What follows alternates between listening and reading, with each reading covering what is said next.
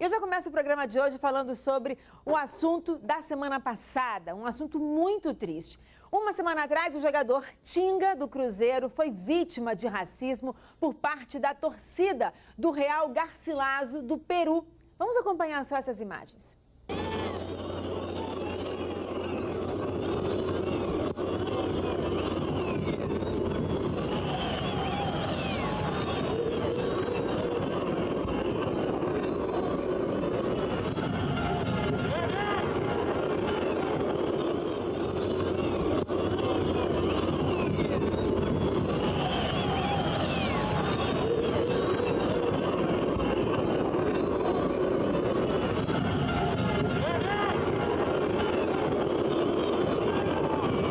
Realmente essa cena é lamentável, né? Que percorreu o Brasil inteiro, né? E acho que as pessoas se manifestaram falando sobre essa situação que o Tinga, o jogador, passou. Infelizmente, ontem à noite tivemos um caso aqui na Grande Vitória. Uma compra em um supermercado foi parar na delegacia. Um policial militar disse que foi vítima de preconceito por parte dos seguranças do estabelecimento. Veja só.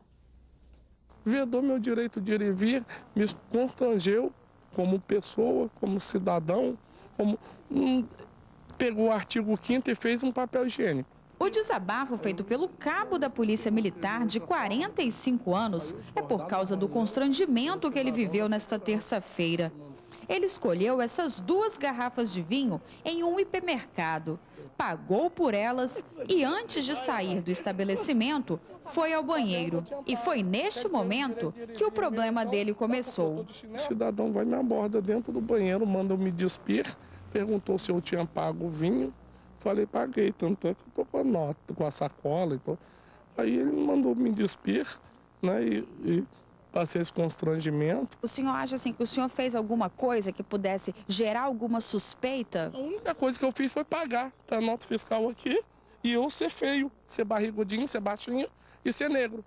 Isso aí que eu fiz. O constrangimento aconteceu aqui neste hipermercado, localizado na Avenida Nossa Senhora da Penha, em Vitória. Após ser obrigado a ficar sem roupas e ter provado que pagou pelos produtos, o policial ainda foi escoltado até a chegada das viaturas. Sem entender o motivo da desconfiança e a maneira de abordagem dos seguranças, o policial militar diz que se sentiu vítima de preconceito. O presidente da Associação de Cabos e Soldados disse que serão tomadas as devidas providências sobre o caso. E, acostumado a fazer abordagens no dia a dia, lembrou que os profissionais da área de segurança nunca devem julgar o cidadão pela aparência. É uma coisa absurda, né? Eu acho que as pessoas têm que parar de julgar o outro pela aparência. As pessoas têm que aprender um pouco mais a respeitar o ser humano, independente da cor da pele e da roupa que ele está usando. Os representantes do hipermercado estiveram no DPJ de Vitória, onde a ocorrência foi registrada. Nós tentamos gravar entrevista, mas eles preferiram não se manifestar sobre o assunto.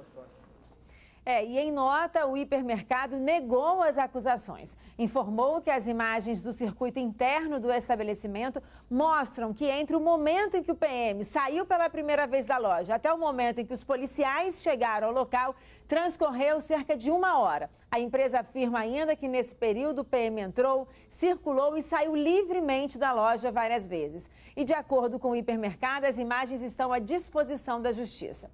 Bom, para falar sobre este assunto, eu convidei aqui a professora de Educação Básica, mestre em Educação e mestre em Política Social, Ariane Celestino Meirelles. Obrigada pela sua presença aqui hoje. E também o presidente da Comissão de Igualdade Racial da OAB Espírito Santo, José Roberto Andrade. Obrigada por ter vindo ao programa. Ariane, nós relatamos aqui 3 casos, em 2 casos em uma semana. O terceiro foi uma manicure em Brasília que uma australiana não quis ser atendida por ela e causou um grande alvoroço no salão de beleza. Mas existem muitos outros casos. Você já foi vítima de preconceito? Acho que desde que me entendo por gente, eu sou vítima de preconceito racial.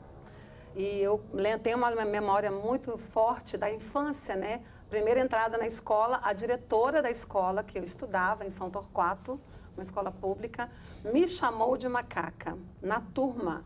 E a turma toda me chamava de King Kong. Então, eu estava na primeira série, eu fiquei até a oitava série nessa escola. Na época tinha. E aí eu fui chamada de King Kong durante todo esse percurso. Então, a partir daí, a minha família começou já, minha família formada por um homem negro, uma mulher negra e vários irmãos e irmãs negros, começaram a fazer um trabalho muito forte para a superação dessa dor do racismo logo no começo da vida escolar.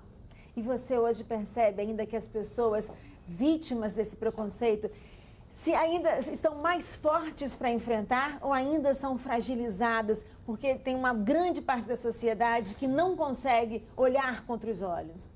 Eu já nem colocaria mais o termo vítima, porque o vítima deixa a gente mobilizada e as pessoas estão se mobilizando.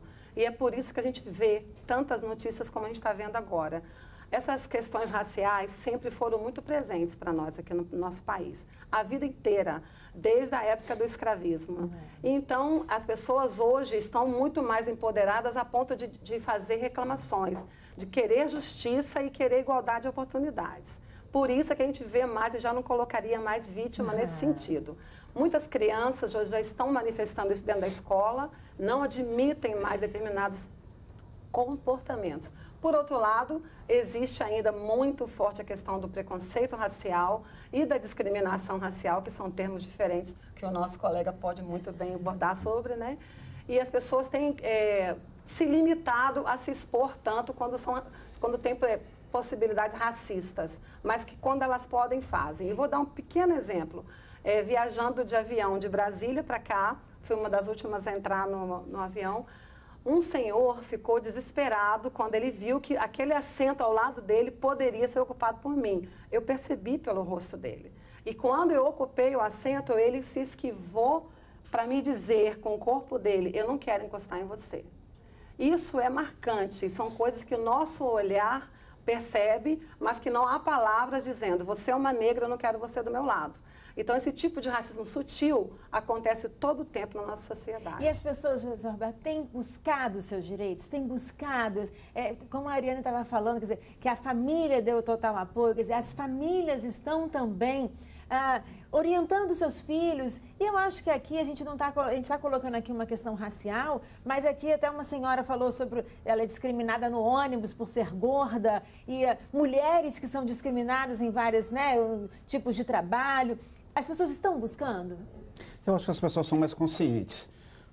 Esse tipo de situação que a gente vê acontecer no cotidiano, ele só demonstra como a nossa democracia ainda precisa amadurecer muito, né? Sem dúvida. Principalmente na questão da diversidade, né? Que é ir de encontro com o diferente.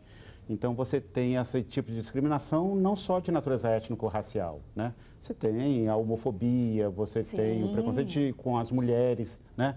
Que ainda hoje no mercado de trabalho ganham menos que os homens, são de diversa natureza. Está em voga a questão étnico-racial por conta do evento do Tinga, do Cabo.